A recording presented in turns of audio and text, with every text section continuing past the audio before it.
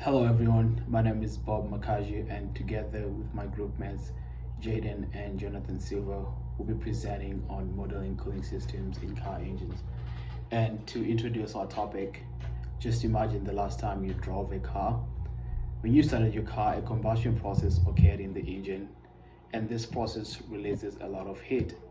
If this heat is not taken care of, it can cause number one, your engine to overheat, and number two, to permanently damage some parts of the engine or the parts of the car in general. So engineers had to design a cooling system that helped balance the heat that's being released by the engine. And I'll let my partner Jaden Silva explain how different car engines use different coolants to balance the heat from the combustion process and the temperature from the coolant. As my partner Bob said, the role of a cooling system is to keep the heat produced by the car's engine in check. When the car starts, the entire engine is at room temperature. Heat and pressure are produced in the cylinders, which the pressure is meant to push pistons that eventually propel the car forward. Meanwhile, the cooling system has a water pump that pumps coolant throughout the engine. The coolant is made up of just antifreeze and water, and it absorbs heat from the cylinders and disperses it throughout the engine. That's enough to keep the engine from overheating. The coolant passes through an expansion tank and a radiator. The expansion tank is just a large container for water, or for the coolant, and the coolant can cool off there naturally. The radiator also cools off the coolant. It's smaller, but it cools it off faster. Again, it's really just a natural process that cools off the coolant there. There's nothing like a refrigerator that is cooler than room temperature in the car, except for the air conditioning, which is apart from the cooling system.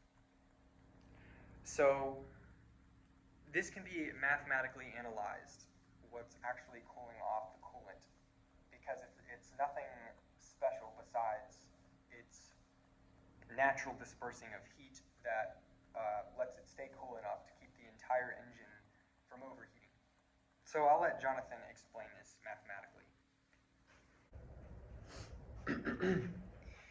To mathematically describe the cooling system of an automobile engine, we can use Newton's law of cooling, which is a differential equation that models the rate of change in temperature of an object due to its surroundings. So first we're just going to write down the standard form that we've used in some of our problem sets from this semester, which says that the derivative of the temperature of an object with respect to time is equal to the heat transfer coefficient represented by negative K times the difference in the temperature of the object of interest and the temperature of its surroundings, which in this case was air.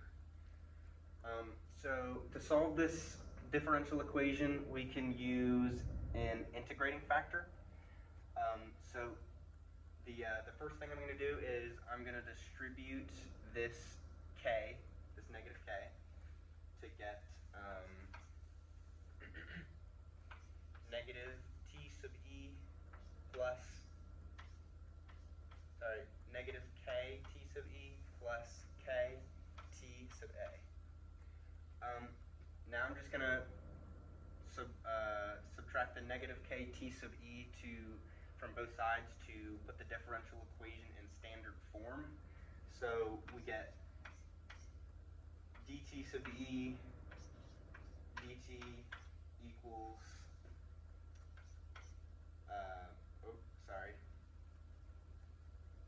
dt sub e dt plus kt sub e is equal to kt sub a. So p of t will be our k, which means our integrating factor will be our e to the integral of k dt, which is equal to e to the kt.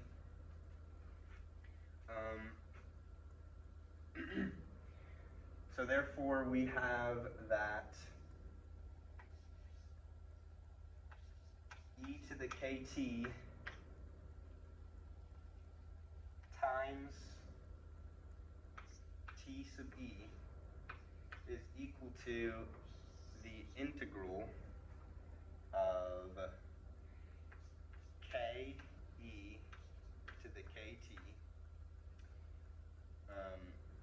times t sub a dt.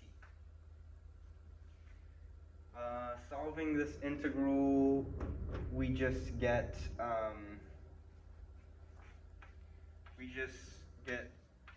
e to the kt times t sub a plus our c constant. And to solve for t sub e, we're obviously just going to divide both sides of the equation by e to the kt. So this is going to go to 1. And so now we just have t sub a plus c divided by e to the kt, which is equal to c e to the negative kt, which is that on the screen still? Yeah. Which is equal to t sub e. So that's going to be our solved differential equation. But we have a problem, which is that this is Newton's law of cooling for an object surrounded by air. What we have is the temperature of an engine being cooled by coolant. So we have to tweak the equation a little bit to account for the different factors of that. So the first thing is the temperature of air is not going to be air anymore. So we're going to erase that A in the subscript, and we're going to represent coolant instead of air by the letter X. And the reason this is significant is because unlike air, the temperature of coolant will vary with time. The other factor that goes into this is that unlike an object that's surrounded by air, the engine of an automobile isn't going to be completely submersed in coolant. So to account for that, we're going to, well, first of all, we're going to change the equation up here. And along with our k constant, we're also going to add another constant up here, which is going to be a capital A, denoting the surface area of contact between the engine and the coolant. So since it's just a constant, it's going to stay with the k the whole time in the differential equation, which means in our solved differential equation, it's just going to be up here with the k still. So that's going to be our solved differential equation for specifically the temperature of the engine due to the coolant. So I've just rewritten Newton's law of cooling as unsolved and as solved by Jonathan. They model the rate of change in temperature and the temperature due to the cooling system. So because of the cooling system, the temperature of the engine is going to be brought to the temperature of the coolant as long as the car is running. As time passes, you can see this term goes to 0, and so these would be made to match if it were up to the cooling system alone. The differential equation shows us that the cooling system also benefits from a very hot engine and a coolant near room temperature. So the extreme temperature difference is actually going to, because of this negative, it's going to have a high negative rate of change, which means a fast cooling off engine. So that's why the coolant is circulating throughout the engine, being cooled off in some place, and it's being brought back to, when it's cool, the coolant is being brought back to the hot part of an engine. So that high temperature difference is transferring heat quickly into the cool coolant, which is becoming hot coolant and taken somewhere else to cool off. That constant difference in temperature is what's cooling off the engine efficiently. A high surface area of contact is also valuable, and that's where the radiator really shines. It relies on as much air exposure to the coolant as possible, which cools it off faster. So there's these fins and tubes in the radiator that have as much of the coolant in the radiator exposed to the air as possible. The air and hot coolant exposure is cooling off the coolant at a very efficient speed. The radiator is also positioned near the front of the car, and when the car is moving at high speeds, wind is hitting the front of the car and the radiator, and that wind on the coolant is cooling it off really quickly. So these are really based on raising these values as much as possible, and that's what causes the cooling system to work so effectively. The last thing that structurally makes the cooling system efficient with Newton's law of cooling is that hot coolant is intentionally brought near the heating system. So when a car's heater is turned on, the hot coolant is able to share some of its heat with the passengers. So all in all, the cooling system is like very based on Newton's law of cooling, and it's easy to see with the differential equation how it works. The last thing I should mention is that for applications, this is useful in finding cooling coefficients for materials used in engines.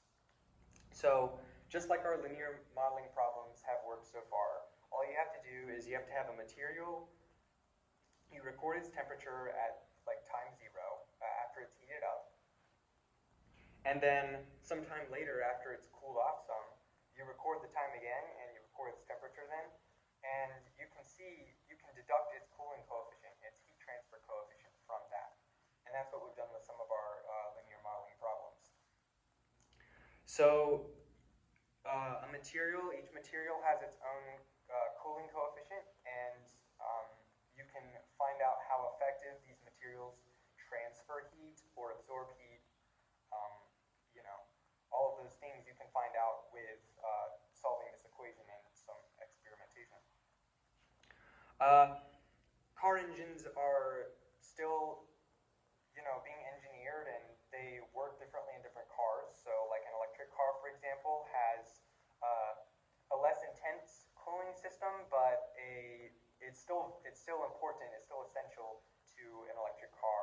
A cooling system is, because although less heat is produced in the engine, the parts can still be damaged and melt due to overheating. So it's still relevant today to test new materials. So this is still a useful application, and what we've been doing is still applicable to developing better